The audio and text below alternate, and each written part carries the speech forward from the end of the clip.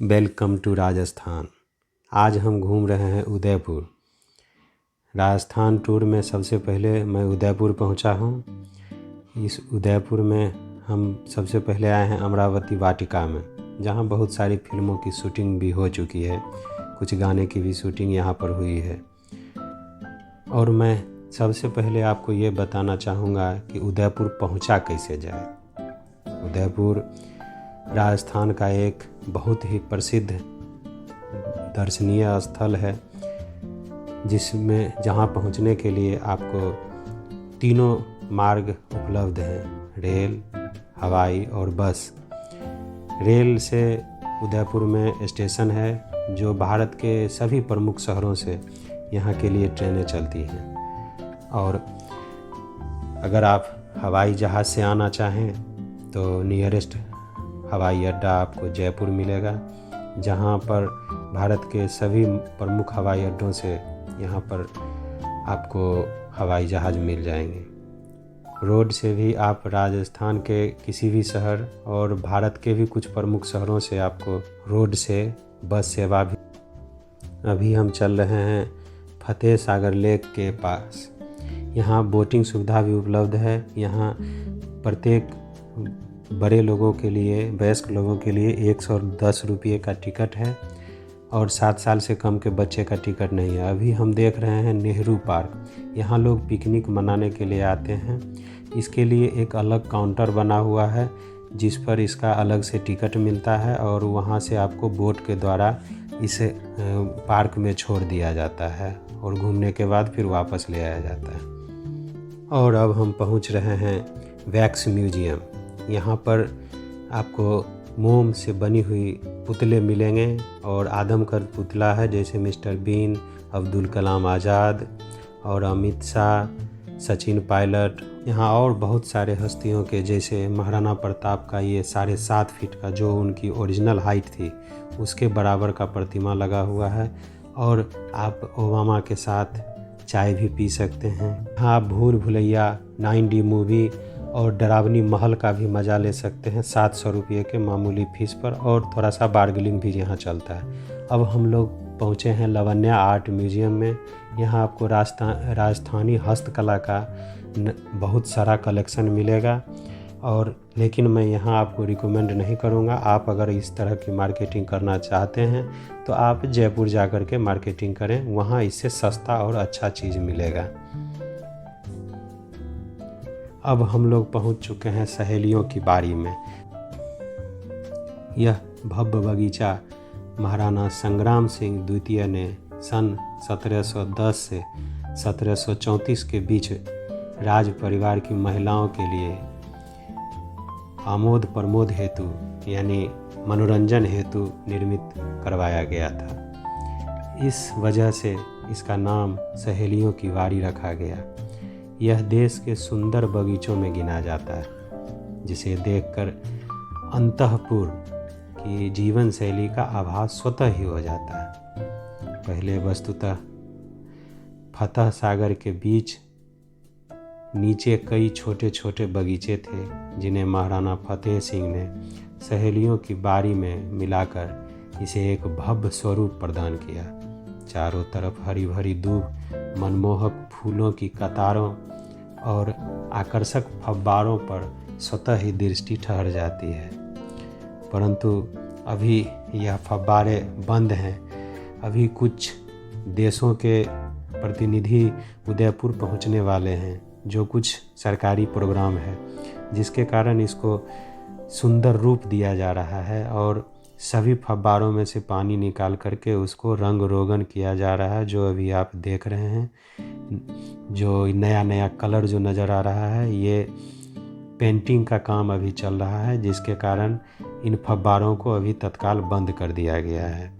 इसमें एक कमल का फूल का बगीचा भी है, जो कि तालाब के स्वरूप में है। जो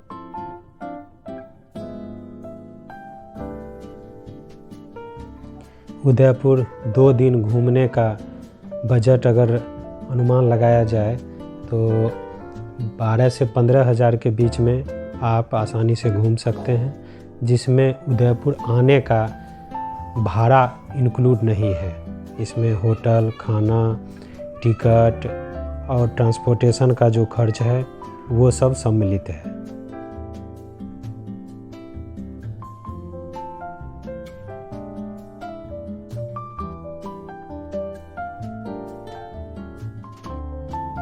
ये उस ज़माने का दरवाजे का हैंडल है और लॉक करने के लिए ये व्यवस्था दिया गया है यहाँ पर, इसमें ताला भी लग सकता है। अब हम चले सिटी पैलेस की तरफ। सिटी पैलेस में एंट्री के लिए 310 रुपये का टिकट है, जिसमें सिटी पैलेस और उसके म्यूजियम का भी। चलिए city palace museum. City palace में बच्चों के लिए जो 7 साल से कम हैं उनका टिकट नहीं लगता है, और जो स्टूडेंट हैं अपने साथ आई कार्ड अगर रखते हैं तो उनको सिर्फ 100 रुपये का फ़ीस लगता है। और रही बात घूमने के लिए, तो यहाँ आप गाइड ज़रूर कर लें, जो 500 से 600 रुपये के अंदर में आपको मिल जाएंगे। ये देखिए भगवान की भित्ति चित्र और पेंटिंग।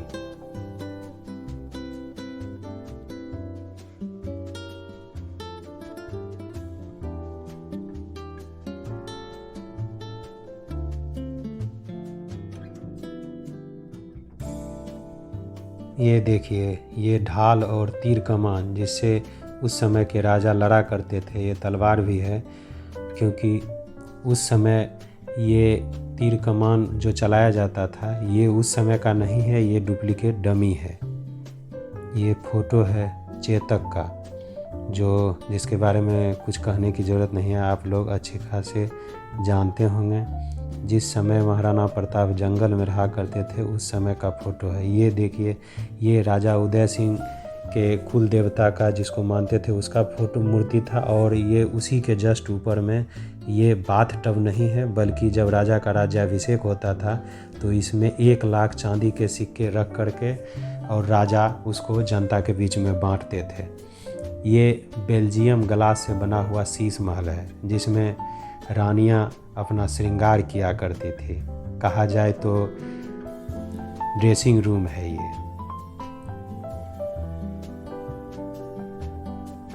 और ये देखिए, सिटी पैलेस से बाहर अगर देखने पर पूरा उदयपुर सिटी नज़र आता था, और अभी भी नज़र आता है, जिसको राजा अपने राजकाज के काम में नज़र रखने के लिए इसका उपयोग किया करते थे। ये है रानी के लिए बनाया गया है, जिसमें जब नहाने के बाद अपना बाल सुखाने के लिए इस झूले पर बैठ करके बाल सुखाया करती थी।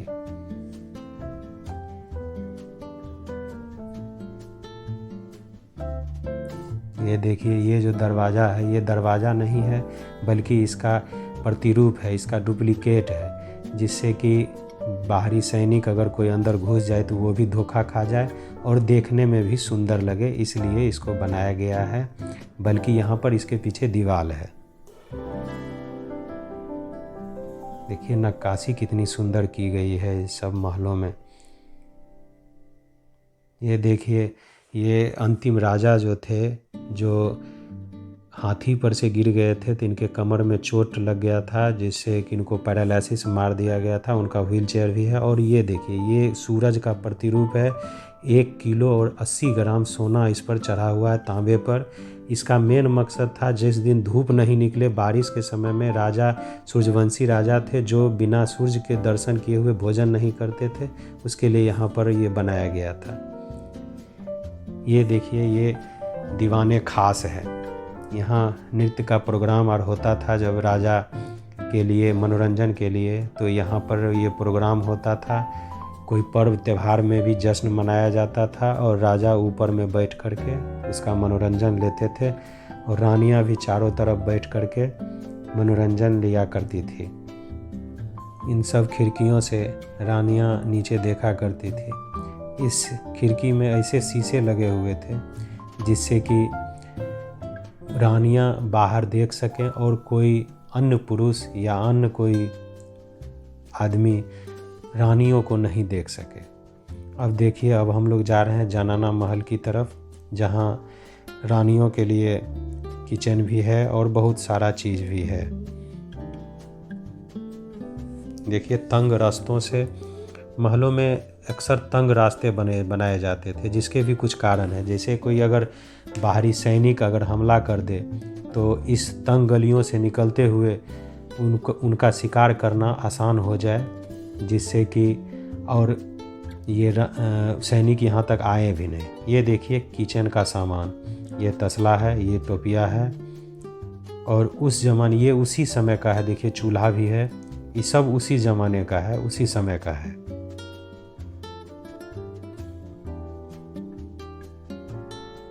देखिए उस समय लाइट के लिए व्यवस्था किया हुआ था,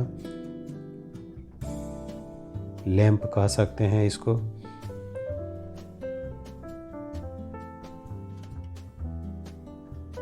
ये देखिए, ये रानियों के लिए, महिलाओं के लिए जिम का व्यवस्था किया गया था। ये सिलवट्टा है, जांता भी है जिसमें अनाज पीसा जाता था।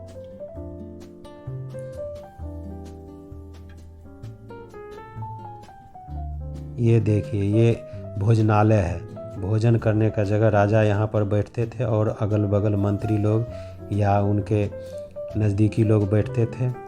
यहाँ पर एक पंखे का भी व्यवस्था है, जो उस ज़माने में केरोसिन तेल से चला करता था। देखिए ये पंखा उस ज़माने का है।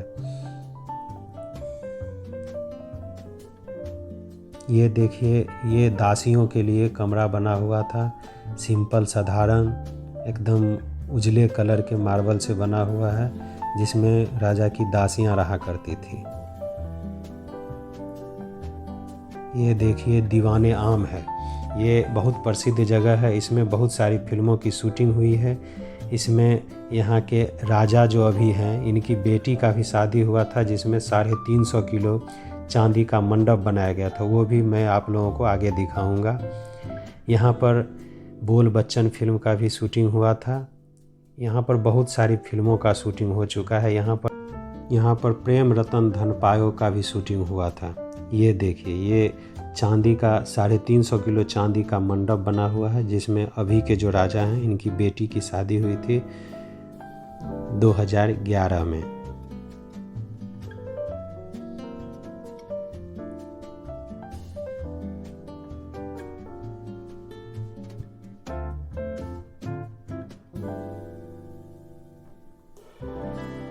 ये राजा का रथ है, जो चांदी से बनाया हुआ रथ है, जो अभी म्यूजियम में रखा हुआ है। इसको बग्गी भी कहा जाता है। ये हाथी सिंहासन है, जिस पर राजा बैठा करते थे, सिंहासन।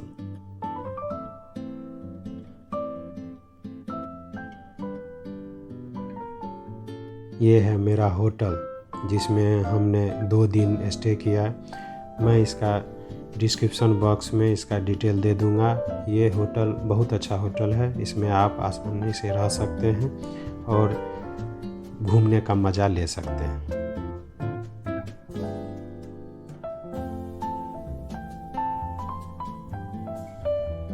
अब हम पहुंच गए हैं करनी माता मंदिर पर। यहाँ रोप वे है और रोप वे का मज़ा आप बहुत बखूबी ले सकते हैं। यहाँ 2 टिकट एक साथ मिलता है रोप वे का, जिससे आप जा कर के करनी माता मंदिर का दर्शन कर सकते हैं और एक 3D फोटोग्राफी का मज़ा भी ले सकते हैं। 3D फोटोग्राफी में क्या है, जैसे आप रेड कारपेट पर चलने का मज़ा ले सकते हैं। जैसे आप उस पर चलिएगा तो लगेगा कि जैसे फ़ोटो जब खिंचाएगा तो लगेगा कि आप जैसे रेड कारपेट पर चल रहे हैं।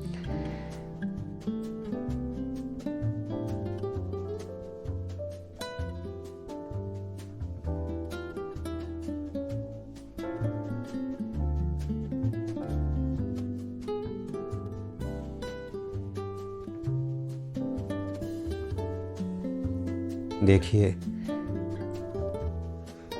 रोप वे पर से मज़ा, जो बाहर का नज़ारा देखने में आता है, वो अविस्मरणीय है। वो आप सब दिन याद रखेंगे। अब देखिए जब हम ऊपर आ जाते हैं तो ऊपर से शहर का नज़ारा किस तरह से दिखता है।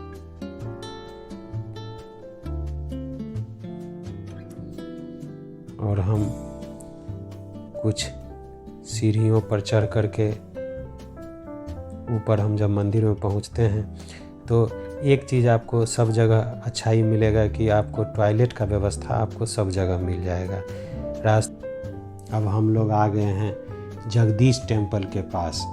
के इतिहास के बारे में मैं कुछ आपको बता दूं। सबसे पहले यह मंदिर तलहटी के भूभाग से 125 फीट ऊंचा, 100 फीट का शिखरबंद और 18 इंची घेरे का 28 फीट ऊंचा ध्वज लिए 50 कलात्मक स्तंभों पर स्थित है। यह मंदिर का निर्माण मेवाड़ के महाराजा श्री जगत सिंह जी प्रथम ने करवाया था। इसके निर्माण में 25 वर्ष का समय लगा और यह मंदिर सन 1652 ईस्वी में पूर्ण रूप से निर्मित हुआ। इसका प्रतिष्ठा समारोह सन 1708 की द्वितीय बैसाखी पूर्णिमा को गुरुवार के दिन महाराणा श्री जगत सिंह द्वारा संपन्न हुआ। प्रचलित किंवदंतियों के अनुसार महाराणा जगत सिंह को एक साधु के चमत्कार से जगन्नाथपुरी में भगवान श्री जगदीश जी के स्वप्न दर्शन का वरदान प्राप्त था। एक दिन नियम भंग होने से मंदिर के कपाट बंद हो गए। तब महाराणा ने अन्न जल त्याग दिया और प्रभु भक्ति में लीन हो गए। इस पर प्रभु ने उन्हें दर्शन दिए और कहा कि तुम अपने देश में ही मंदिर बनवाओ, मैं वहां आ जाऊंगा। मीरा को दिए वचन के अनुसार भी मुझे मेवाड़ आना ही है। जब मंदिर का निर्माण पूर्ण हुआ तो उसमें मूर्ति प्रतिष्ठा का प्रसंग आया तो भगवान के स्वप्ना देश से डूंगरपुर के पर्वत शरण पर्वत से प्रतिमा लाई गई। इस पर्वत के बारे में बताया जाता है कि कृष्ण और जरासंध के बीच युद्ध हुआ तो कृष्ण को पराजित करने का संकल्प लेकर जरासंध ने इस पर्वत में आग लगा दी। तब कृष्ण ने भविष्यवाणी की कि कलयुग में इस मंदिर की प्रतिमा पूजी जाएगी। जब मूर्ति प्रतिष्ठा का समय नज़दीक आया तो महाराणा जगत सिंह जी के मन में शंका उत्पन्न हुई कि प्रभु का पदार्पण इस मंदिर में होगा या नहीं। इसी विचार में खोए महाराणा को भगवान ने स्वप्न दिया कि जगन्नाथपुरी में तुमने मुझे जो 4 सोने के कड़े पहनाए थे वो ही कड़े मूर्ति प्रतिष्ठा के समय इस नव प्रतिमा के हाथों में अपने आप धारण हो जाएंगे, तो समझ लेना कि मैं मेवाड़ में आ गया हूँ। वास्तव में ऐसा ही हुआ। तब महाराणा को विश्वास हो गया कि भगवान का मेवाड़ में पदार्पण हो गया है। संवत 1736 में मुगल बादशाह औरंगजेब की सेना ने इस ऐतिहासिक मंदिर पर हमला करके मंदिर का अग्रभाग बुरी तरह ध्वस्त कर दिया। उस वक्त मंदिर की रक्षा में नियुक्त श्री नारूजी बारहट अपने 20 साथियों के साथ बहादुरी से लड़े और काम आए। संवत 1780 महाराणा संग्राम सिंह द्वितीय ने 9 लाख रुपये की लागत से इस मंदिर का जीर्णोद्धार करवाया था। और हम लोग आ गए हैं एशिया के तीसरे सबसे बड़े एक्वेरियम यानी मछली घर में, जो कि अंडरग्राउंड है। और यहाँ आपको दुनिया की तरह तरह की मछलियाँ मिल जाएगी, सभी कलर की मछलियाँ मिल जाएंगी, सभी साइज़ की मछलियाँ मिल जाएंगी। और यहाँ इसका जो बनावट है ये भी बहुत ही शानदार है। इसमें आपको प्रत्येक मछली के नीचे एक प्लेट लगा हुआ है जिसमें उस मछली के बारे में सब कुछ लिखा हुआ है। आप इस एक्वेरियम में, मछली घर में आप और भी चीज़ों का आनंद ले सकते हैं, जैसे फुट मसाज। फुट मसाज कहने का मतलब फिश मसाज, यानी एक टब में आप पैर रखेंगे और उसमें आपको तरह तरह की छोटी छोटी मछलियाँ आपके पैर को चूमेगी और कहा जाता है कि वो मैल खाती है और आपको आराम महसूस होगा, रिलैक्स महसूस होगा। और आप अपने पूरे शरीर का मसाज के लिए भी अलग अलग चार्ज दे करके आप मसाज भी करवा सकते हैं। पूरे शरीर का एक चेयर पर बैठिएगा और पूरा शरीर का हाथ पैर बदन सारा का मसाज उसमें हो जाएगा।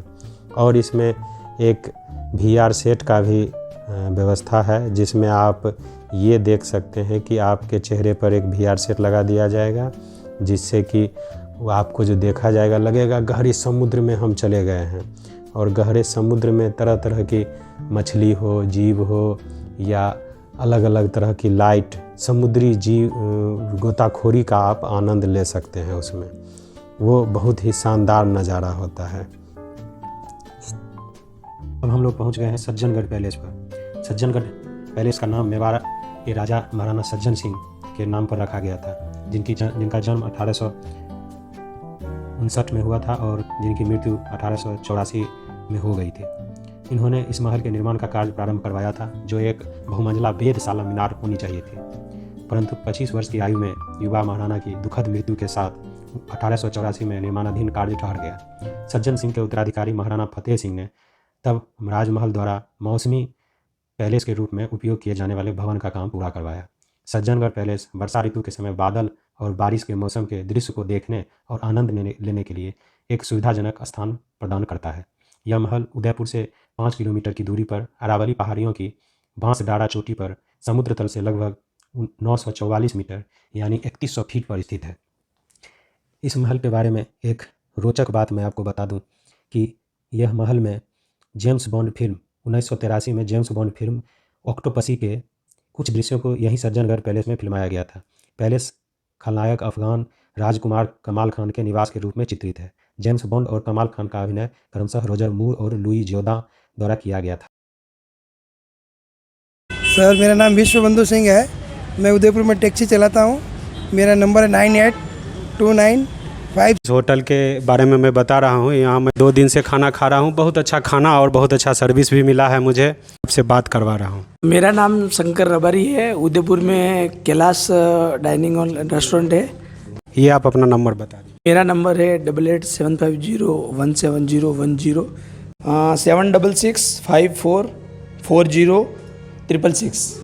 रात में भी उदयपुर शहर काफ़ी सुंदर लगता है देखने में। अब उदयपुर से जाने का समय आ गया। ये है उदयपुर का मनमोहक